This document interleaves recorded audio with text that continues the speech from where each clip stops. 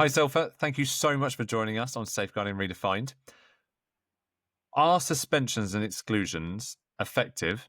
If not, what is the alternative? In short, no, they're not effective because what usually happens is that a young person is excluded from school either because of a one-off incident that has usually come from somewhere. It's quite often very violent and very dramatic, but without exploring where it's come from, excluding the child is not going to help them long term. The other type of exclusions, which is more happens more often, are for periods of disruptive behaviour. And so that could be talking in the classroom, it could be an incident in the corridor, it could be answering back a teacher, or it could be not having the right equipment for the lesson. So that persistent disruptive behaviour then becomes, please, sir, I need a pen. So the way in which the reasons for excluding children and young people are seen don't solve the problem at all. They don't have any necessary impact that makes the behaviour stop, or it doesn't actually find a resolution to move forward with some kind of intervention.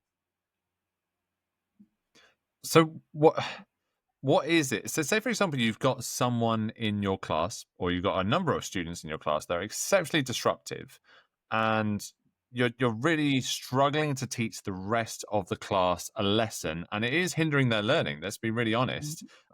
How are we to approach it? What are we supposed to do? What's the best practice in this situation to address that behavior and put the necessary things in place to correct Mhm. it? Yeah, I think it is difficult for teachers and particularly secondary school teachers because they tend to have this pupil for 1 or 2 hours a week and then don't see them again until the following week. They don't necessarily have the opportunity to build that relationship with them. However, most secondary schools have quite a substantial pastoral team. So there would be staff members who are trained, who have designated time to support those young people. In primary school, it's slightly different, but you do tend to have the same class teacher all the way through. And for me, it's about relational practice. In those first few weeks of term in September, when lots of teachers are doing assessments and trying to work out which sets they should put the children into, for me, that's when that building relationships kind of work needs to start. Because in a class of 30 children, you won't have 30 children who all like the same subject and have the same sort of ability. And therefore, if you're trying to teach something, particularly something they don't enjoy, then you're going to struggle. And you're going to have those children who aren't switched onto that subject completely going off into a dream world of their own. That leads to that kind of disruptive behavior. They might see it as quite funny that they can get somebody else into trouble by, throwing rolled up paper at them or, trying to tell them a joke or showing them something on their phone. So it does get worse. It gets increasingly worse if it's not addressed. And like I say, at that very sort of early stage, you need to be identifying the young people who have the most unmet needs. Those unmet needs can be they're just not very able at a subject, but there can be lots of other underlying things as well. And we're kind of reaching a point in education where it's very much about trauma informed learning. So, is there a genuine reason why that young person is not learning, is not taking an interest, is not building that relationship? Because when children come into school in the mornings, we expect them to have had a good night's sleep the night before, had breakfast, had a wash, a shower, brushed their teeth, all of that kind of thing that is part of our reality, but it isn't necessarily part of theirs.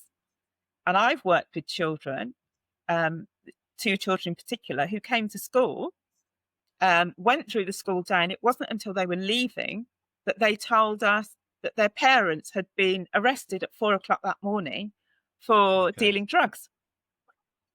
And so, yeah, we're not going to ask every child in great detail, how was your evening, how was your morning? But if we are kind of tuned in to some of the young people who, really need us to be supporting them, then those kind of things we should be able to pick up. I do love a quote. And one of the quotes that I like is that the children who need most love often ask for it in the most unlovable of ways. Mm. So if a child is, Yeah. creating havoc in your classroom, it's worth exploring. Why is it that they're doing that? Mm. Yeah, I think one of the main issues that we have is the nature of a lot of teachers being overwhelmed because there's so much that's expected of them. They hardly get any breaks, if a break at all. They are having to work ridiculous hours, cram in so much work in between what other people deem to be a holiday, but actually during those holiday periods that they get, of the 13 weeks that people always go on about, they're actually working for the majority of that. And so when it comes to actually running a class that they've spent ages planning, they've taken up a lot of their time and themselves probably haven't eaten properly. And then suddenly you're met with somebody who is just being incredibly disruptive, not helpful at all, ruining that lesson that you spent loads of time on. It's understandable that sometimes people might not think, the first thought is, has that person eaten? Has that person had a nice sleep? Is there an unmet need there? And so what happens is that horrible cycle where that person, that young person, is not coping, and then you've got the member of staff who's getting exceptionally frustrated and not able to cope with that behavior. And the first thing to do is just going to go, look, that we just need to get rid of it, get them out of the class. And in some cases, unfortunately, they think to themselves, we need to get rid of them out of the school. And then there's our problem, isn't it? That's where we're going to Yeah. start looking into, and I know our next point is the school to prison pipeline. Because the reason why I'm so passionate about this topic is because the roles I've had within the last 18 years of working within safeguarding is dealing with behaviour and seeing, unfortunately, a number of the students I worked at specialist schools and the other areas that I've worked, where they have unfortunately not succeeded within their educational journey and ended up in prison. One notable example for me was about a year and a half ago.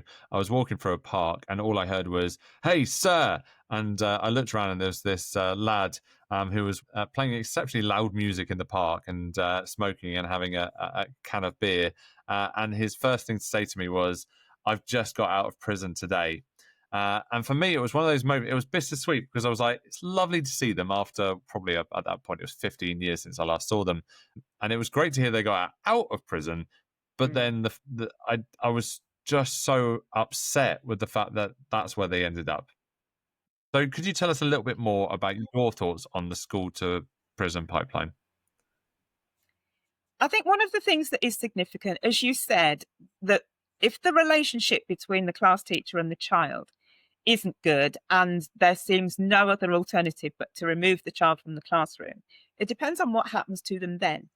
Because some schools that have pastoral units or resource centres or whatever they want to call them, what the staff there are trying to deal with is something that's out of context. And what you have is, Sir said this and I said that and we did this and then that happened. Well, actually, you need to be aware of the kind of complete picture. So for me, behaviour issues, as much as possible, should be dealt with, one, in the context that they're in, and two, within a reasonable period of time. Because otherwise, the events get lost and get distorted. For some children and young people, that experience of being thrown out of a classroom, not literally, but asked to leave a classroom, prompts something that is known as rejection sensitivity dysphoria. It tends to be associated with children with neurodivergent conditions, but it's not exclusively. And it's that feeling that when you're rejected, actually, more than just my teacher doesn't want me in the room, is they don't want me. They are excluding me because I'm not important. And for children who have already suffered loss or experienced relationships that aren't very stable, or, they've got significant people missing from their lives, that's just another layer of rejection.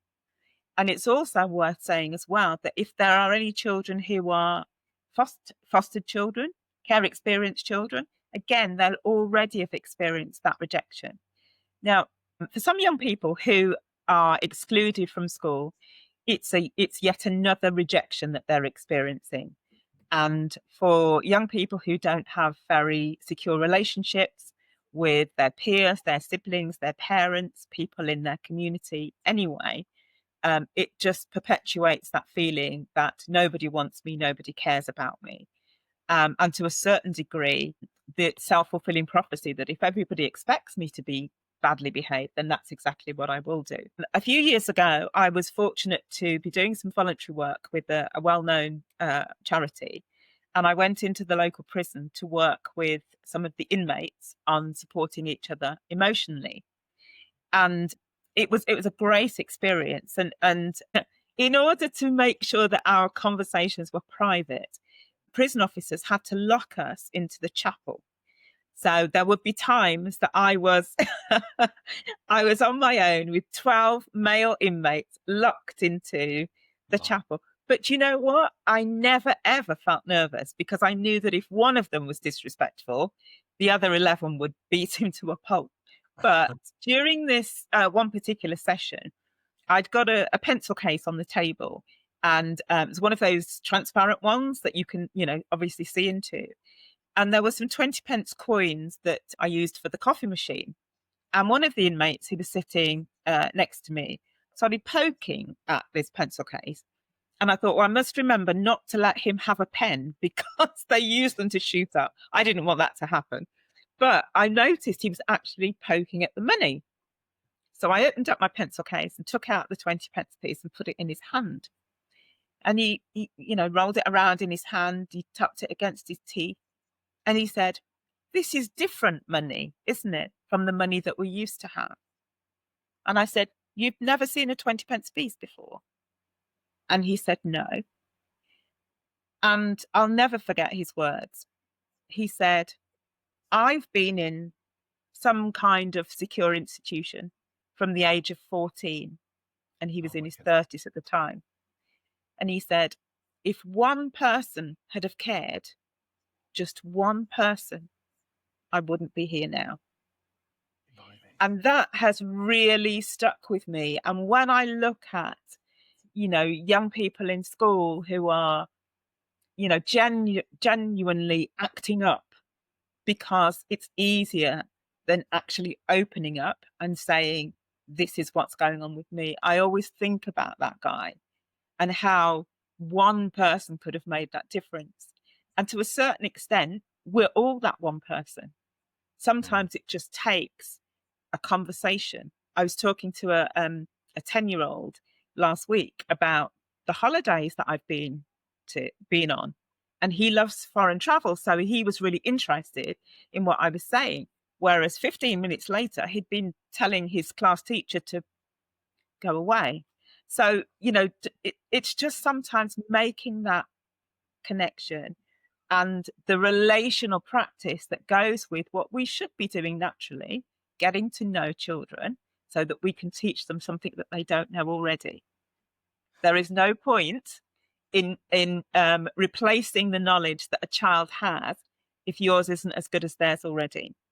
And this is the problem sometimes, the way that lessons are delivered. It's not about the content, it's about how they're delivered. And if they're not delivered in an interesting and way that makes us curious, we want to find out more, then of course we switch off. As we know, you can only listen to something for so long. You can only watch the teacher doing a demonstration for so long. Give the children the things that they need, and they will do all the learning for you.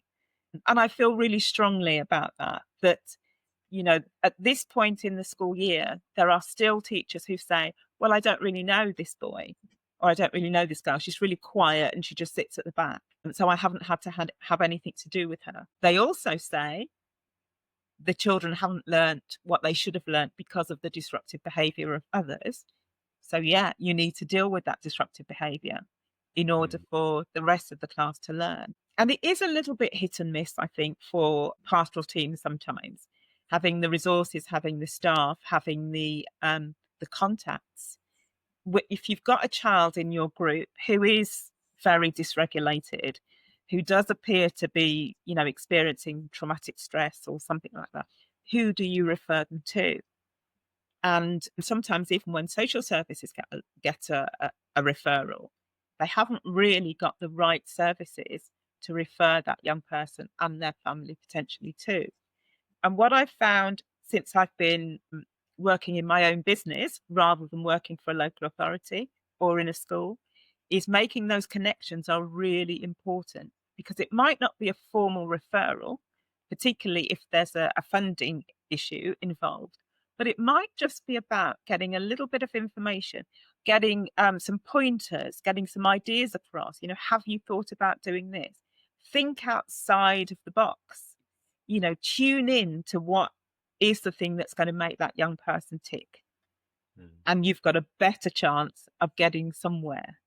But, you know, putting the barriers up, you know, calling them names in front of the other children, telling them to get out, all of those things, just whatever relationship was being built is just knocked down in seconds.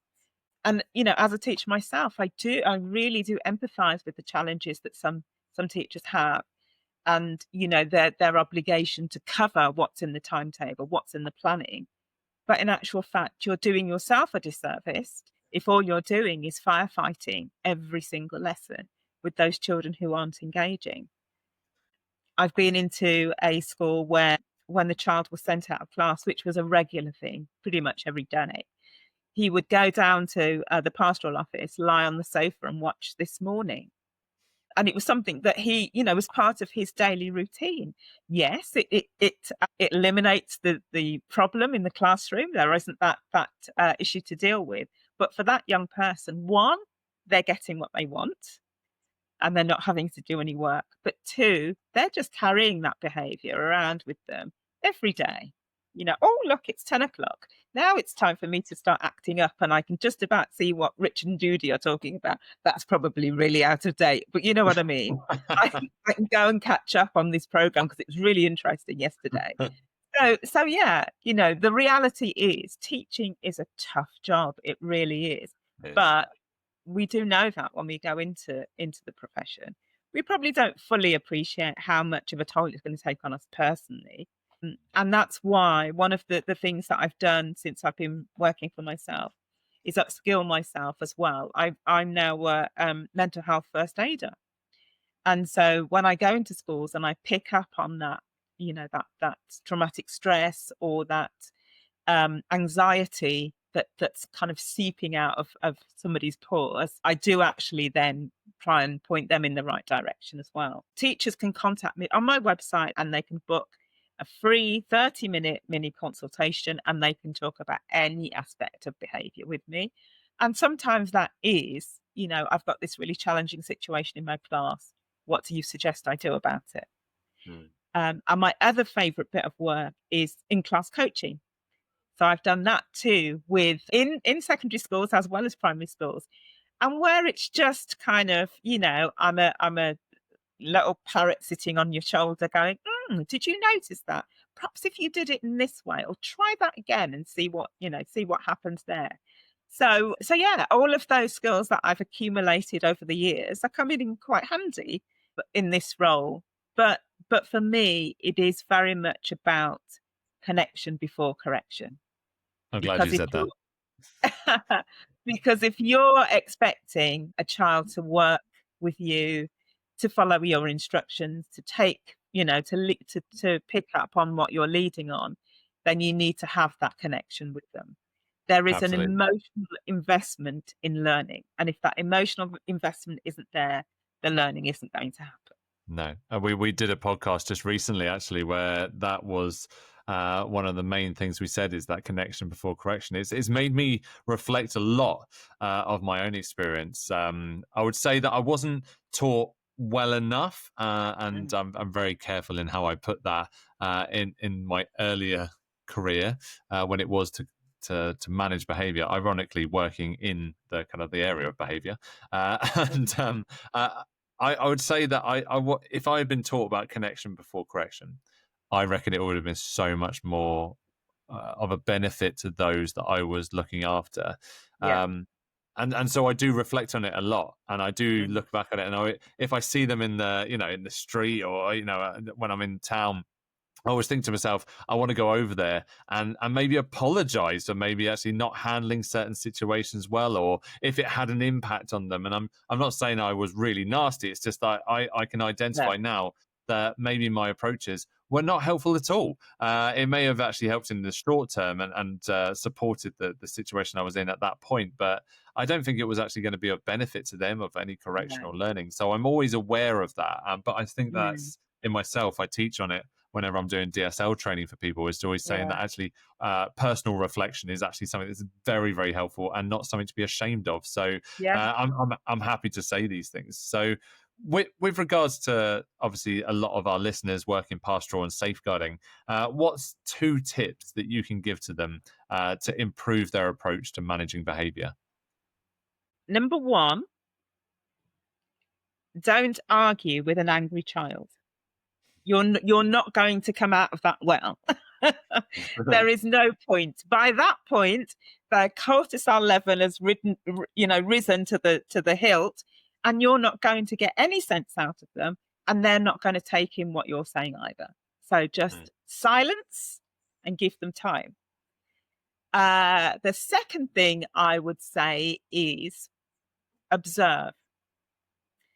If you want to know about a child, if you want to know about their behavior in school, if you want to know about how they make relationships with other people, then observe. And I say this a lot to teachers. If you can find 5 minutes in a day, and it might be your non-contact time, you're not actually supposed to be teaching, but you're standing in the corner and you're observing this child's behavior, that is going to tell you an awful lot.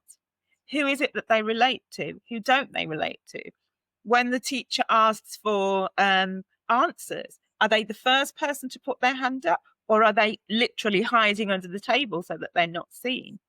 All of these things give you a little bit of information about that child that you can then actually put things together. I noticed that in lessons where there's lots of theory, they're very distracted. I notice in lessons where it's very practical, they are, very creative. They like poetry. I didn't know that they like poetry. And it's these kind of things, I think sometimes when I mm, work with children, young people in school, particularly the very first session that I do, I call it the pupil perspective, where I ask them to tell me things about themselves that I don't know. Now, if I've just met them, nothing I know. So I can ask lots and lots of questions and they'll give me answers, all of which are written down. 9 times out of 10, when I show it to the teacher, they say, I didn't know that. Oh, I didn't know about that either. Oh, has he got a sister? I didn't know that. And from time to time, when I show it to parents, they go, oh, really? I didn't know that. So, it is about taking time to get to know a child or a young person and mm. just, like I say, thinking outside the box, asking them questions like, if you were a story character, who would you be? And for some children, that's a lot easier than saying, tell me about your anger, or tell me about when you don't feel heard, or, tell me about a difficult situation that you've been in. So kind of, metaphor is great with young people. Just kind of present it in a slightly different way. Absolutely. I know full well from all my experience that, and this goes for anyone, is you want to be known, you want to be seen and understood. Yeah. And it is absolutely about connection before correction. Yeah. So thank you so much, Zelpher, for your insights into behaviour and the unfortunate process of school suspensions and exclusions, and the leading, unfortunately, again to the school to prison pipeline. So thank you so much for joining us today. Thank you, Chris. My pleasure. If you enjoyed this episode, don't forget to hit the follow button so you don't miss another episode of Safeguarding Redefined.